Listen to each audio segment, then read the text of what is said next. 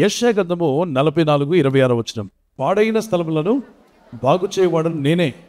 the things which are ruined, I will restore them అంటాడు. పాడైన స్థలాలు అన్నప్పుడు మీకు ఏం గుర్తొస్తుంది? ఒకప్పుడు బాగున్నవి కానీ పాడైపోయాయి. ఒకప్పుడు మంచి స్థలం కానీ ఇప్పుడు కనీసం అక్కడ ఫోటో దిగడానికి కూడా ఎవరు ఇష్టపడట్లే. ఒక చక్కని గార్డెన్గా, చక్కని ఒక నివాసము, దారిని పోతున్న వాళ్ళందరూ కూడా దాని గురించి మాట్లాడుకునేంత గొప్ప ఖ్యాతి కలిగినటువంటి ఇల్లు.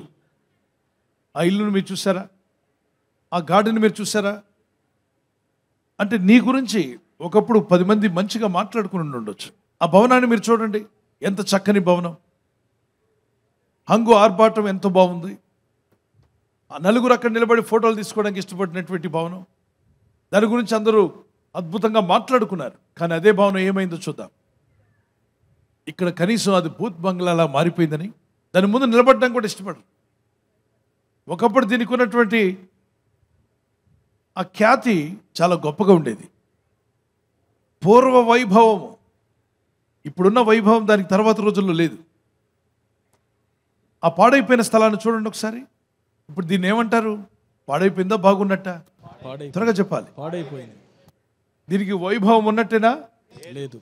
అప్పుడు దీని గురించి ఏమనుకోవాలంటే పూర్వ వైభవం మళ్ళా దీనికి రావాలి. పాడైపోయిన స్థలము తిరిగి బాగుపడాలి. పాడైన జీవితము బాగుపడాలి.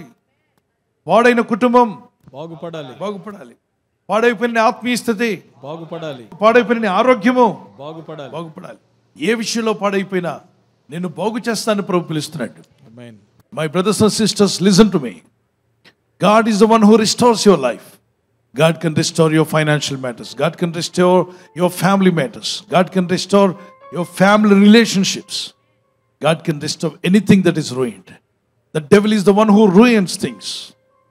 ఆ చెట్టు పూర్తిగా ఎండిపోయి కనీసము ఒక్క పచ్చని ఆకు కూడా లేకుండా వాడిపోయినట్టుగా ఉంది. ఎండిన స్థితి నుండి జీవము కలిగిన స్థితిలోకి మార్చింది ఎవరు? దేవుడే. నీ స్థితి కూడా ఒకవేళ ఎండిపోయిన చెట్టు వలె ఉన్నట్లయితే, ఫలము లేదు, ఎటువంటి పచ్చదనం లేదు, అన్ని విధాలుగా పాడైపోయింది నా జీవితం, పాడైపోయిన స్థలంలో ఉన్నట్టుగా ఉన్నాను, నా పరిస్థితి ఆ విధంగా ఉంది, నా కుటుంబ పరిస్థితి ఆ విధంగా ఉంది, ఆర్థిక పరిస్థితులు కొందరు ఆర్థికంగా ఎండిపోతే మరి కొంతమంది ఆరోగ్యంలో ఎండిపోయారు, మరికొందరు కుటుంబ రిలేషన్షిప్స్లో ఎండిపోయారు, మరికొంతమంది వారు ఎన్నెన్నో ఊహించుకున్నారు కానీ ముందుకు వెళ్ళలేక ఆత్మీయ స్థితిలో కూడా ఎండిపోయారు. ప్రార్థన లేదంటే ప్రార్థనలో నువ్వు ఎండిపోయావు. బైబిల్ చదవట్లేదు, చదవాలని ఆసక్తి లేదు, ప్రార్థించాలని మనసు రావట్లేదు, ఆత్మీయంగా నువ్వు ఎండిపోయిన స్థితిలో ఉన్నావు. ఇతరులను క్షమించలేకపోతున్నావు. కక్ష, కోపం, ఎవరేమన్నా మండిపోతుంది నీ హృదయం. తిరిగి అనేదాకా ఊరుకోవట్లా. అంటే క్షమించే స్థితిలో కూడా నువ్వు ఎండిపోయావు. అవతల వ్యక్తిని అర్థం చేసుకోలేని స్థితిలో ఉన్నావు. అంటే ఆ స్థితి చాలా మంచిది కాదు. అది ఎప్పటికైనా డేంజర్. నువ్వు ప్రార్థించు, ప్రభా నన్ను బాగు చేయబడు నీవే. ఈ వాగ్దానం ఎత్తి ప్రార్థించండి. ప్రభా, పాడైపోయిన స్థలంలో ఉన్న వారిని బాగు చేస్తాన్నావుగా తండ్రి. What ever that is ruined, you said that you will restore me back. Restore my life, restore my family, restore my spiritual life. How many of you believe that God can restore my life? దేవుని చేతికి అప్పగించుకున్నప్పుడు దేవుడి కార్యం చేయడం ప్రారంభిస్తే అద్భుతమైన రీతిగా దేవుడు నిన్ను ఆయన మోల్డ్ చేయగలడు. He can make you something. Lord, make me, mold me and anoint me and bless me అని మీరు ప్రార్థన చేస్తుండగా పరిశుద్ధాత్మ మీలో కార్యం జరిగించునుగాక. ఇప్పుడే మీ జీవితంలో అనేక స్థితులు, అంటే ఏ స్థితిలో నువ్వు పాడైపోయిన స్థితిలో నువ్వు ఉన్నా మీ చేతిని పైకెట్టండి. ఆత్మీయంగా కానీ, ఆర్థికంగా కానీ, మానసికంగా కానీ, ఆరోగ్యపరంగా కానీ స్వరమెత్తి ప్రార్థించండి. కుటుంబంలో కానీ, పిల్లల విషయంలో కానీ, పెద్దలు కానీ ప్రార్థించండి స్వరమెత్తి.